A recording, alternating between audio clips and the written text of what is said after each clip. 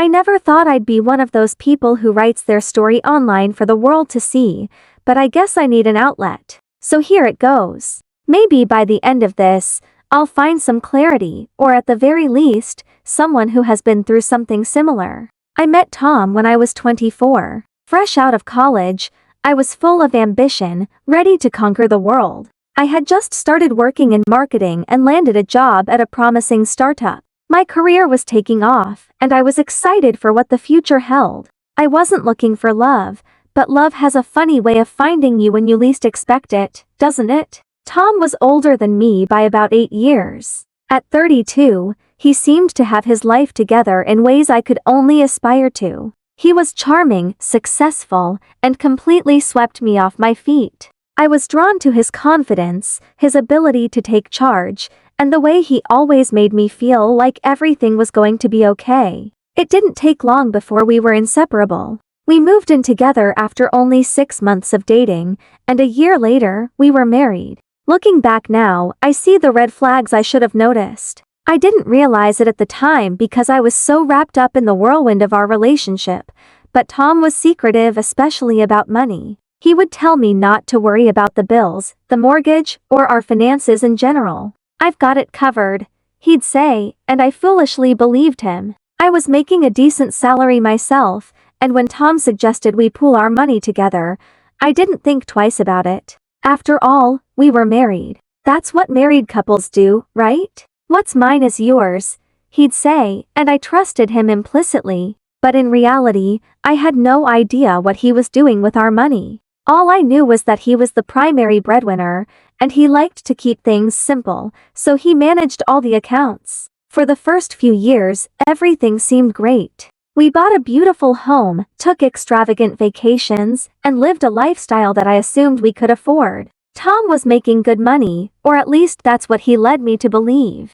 I was too naive and too trusting to ask many questions. I never even glanced at our bank statements or credit card bills because Tom always assured me he had everything under control. I know now how foolish that was, but at the time, I thought it was a sign of how strong our relationship was. Then, about 5 years into our marriage, things started to change. Tom became distant, and I noticed he was spending more time locked away in his office. He stopped talking to me about his day, about work, about life. If I asked how things were going at the office, he'd brush me off with vague answers like, "Oh, it's fine," or, "You know how it is, same old, same old." I didn't think much of it at first. I assumed he was just stressed. I mean, who isn't stressed with work sometimes? But then, other things started to pile up. Tom would come home later and later, often claiming he was working late or that he had to attend a last-minute business dinner. He'd make excuses for why we couldn't go out with friends or why we needed to cut back on certain expenses. He even started saying we couldn't afford the occasional date night, which struck me as odd because just a few months earlier, he had bought a brand new car, a luxury model that I assumed was well within our budget. It wasn't just the car though. Tom had a habit of making big, impulsive purchases, expensive electronics, watches, gadgets without ever discussing it with me. Whenever I'd question these purchases, he'd wave me off, telling me not to worry about it, that he had a plan. But in the back of my mind, something didn't feel right. The breaking point came one night when Tom was out of town on a business trip, or at least that's what he told me. I couldn't shake this gnawing feeling that something was seriously wrong, and for the first time, I decided to check our bank account. I remember sitting at my computer, heart pounding in my chest as I logged into our joint account for the first time in years. I'll never forget what I saw. Every single penny was gone. Our account, which should have had over $100,000 in savings, the money I had worked so hard to save for years, was completely drained.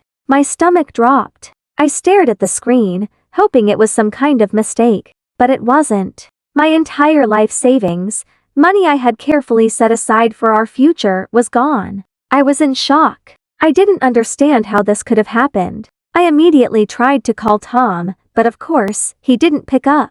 I spent the entire night pacing around the house, sick to my stomach, wondering what the hell was going on. When Tom finally returned from his business trip, I confronted him. At first, he acted surprised, like he had no idea what I was talking about.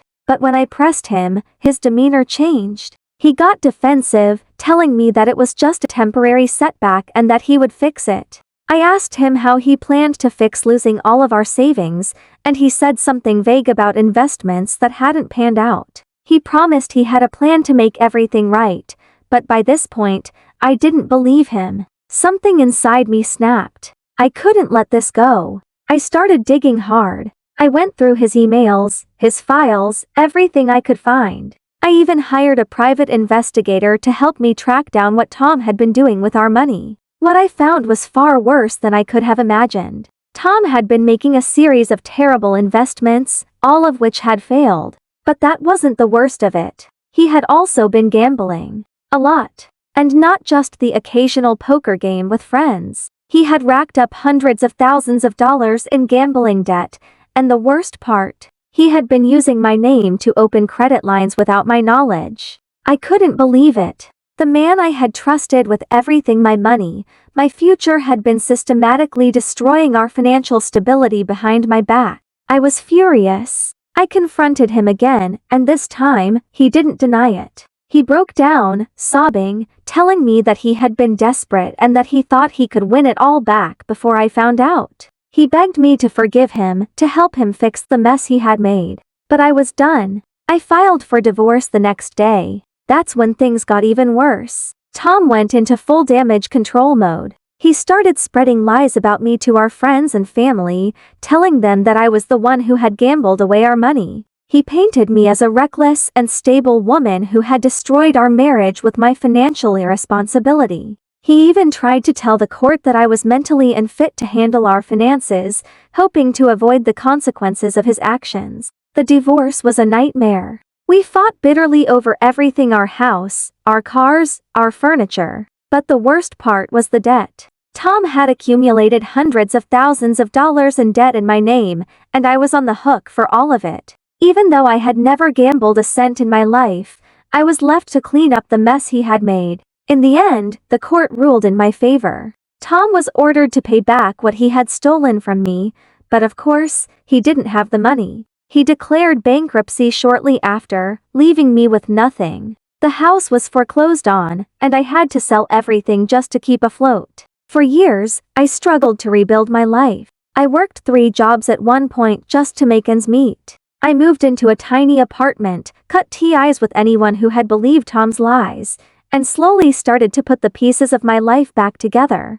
It was exhausting, both physically and emotionally, but I refused to let Tom's betrayal define me. Then, about 6 months ago, I got a message from Tom out of the blue. He apologized for everything and asked if we could meet up to talk things through. At first, I didn't even consider it. The audacity of this man, after everything he had done, to think that I would want anything to do with him again. But as the days passed, my curiosity got the better of me. Against my better judgment, I agreed to meet him, if only to see what he could possibly have to say for himself. We met at a cafe, and when I saw him, I almost didn't recognize him. He looked haggard, like he hadn't slept in days. The confident, charming man I had once known was gone, replaced by a broken shell of a person. The moment he saw me, he started crying. He told me that his life had completely fallen apart after the divorce. He had lost his job, his house, everything.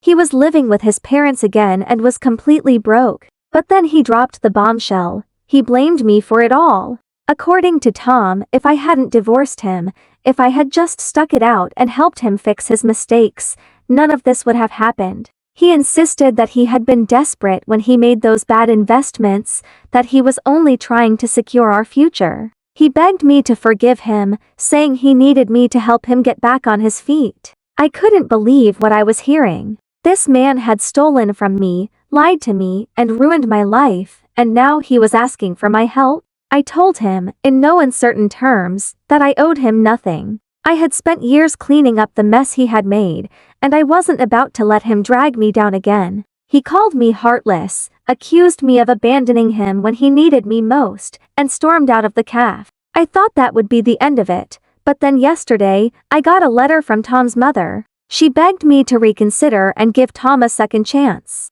She said he was in a bad place and needed someone to help him get back on track. She even suggested that maybe we could rekindle our relationship and start over. I don't know what to do. Part of me feels sorry for Tom, he's clearly hit rock bottom. But the other part of me knows that I can't go back to that life. I've worked too hard to get where I am now, and I refuse to let him ruin everything again. What would you do in my situation? Should I block him and move on for good? Or is there any value in forgiving someone like him? I'm so torn, and I could really use some advice.